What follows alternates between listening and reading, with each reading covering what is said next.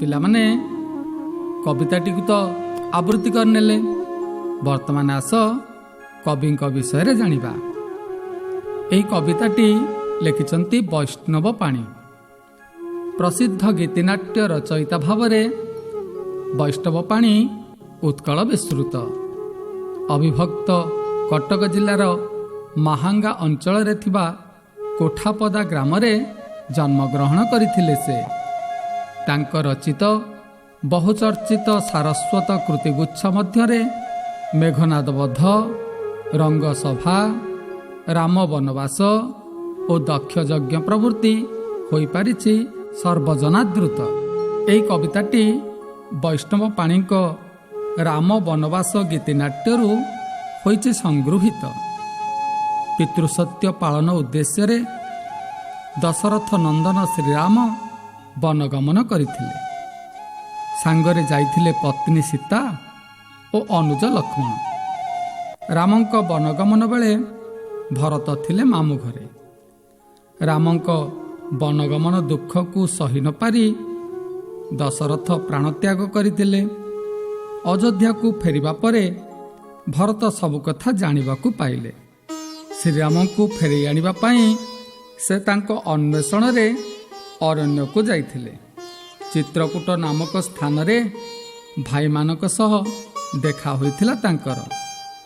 रामचंद्र को फेरे आनिबा उद्देश्य रे भरत कहिले, भाई एते सब घटना घटीगला मते टिके भी जणाइले नहीं।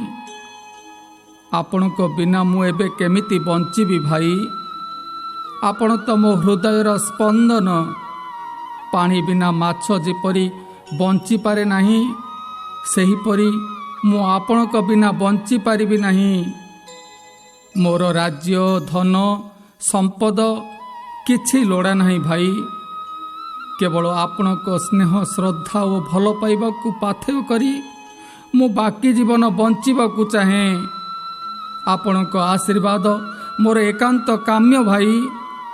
मु आपण को पाद तले मथानत करी मांकर सबु भूल पाई क्षमा मागुची। मोते कौन आपण क्षमा करिबेनी भाई। फेरी चलंतु अयोध्या राज्य को। अरे पागला किए कहिला मु बण को पळै आसिला परे तो प्रति स्नेह कमिजिब बोली। आज भी तोते बहुत भल पाए। मु बण को न आसीथिले बापांक सत्य किपरि रक्षा होई थांता। तू एबे फेरी जाई अयोध्यावासी को पालन कर। एहीपरि रामचंद्र भरतन को प्रबोधना देई तांको अयोध्या को फेराई देथिले। भरत रामंक पादुका को सिंहासन रे स्थापन करी तांको सेवक भावरे 14 वर्ष काल राज्य शासन करथिले। पिलामाने रामायण कथा भारी मधुर सेथिपई कुआ जायछि रम्या रामायणी कथा। रामायण रे वर्णित प्रत्येक चरित्ररू अनेक शिक्षा मिली थाए। सही शिक्षा को तुम्हें माने दीक्षा भाव रे ग्रहण करने को परामर्श दिया जाई कवितार नामकरण शिक्षा दीक्षा रखा जाइछि। एहा ही कवितार सार मर्म।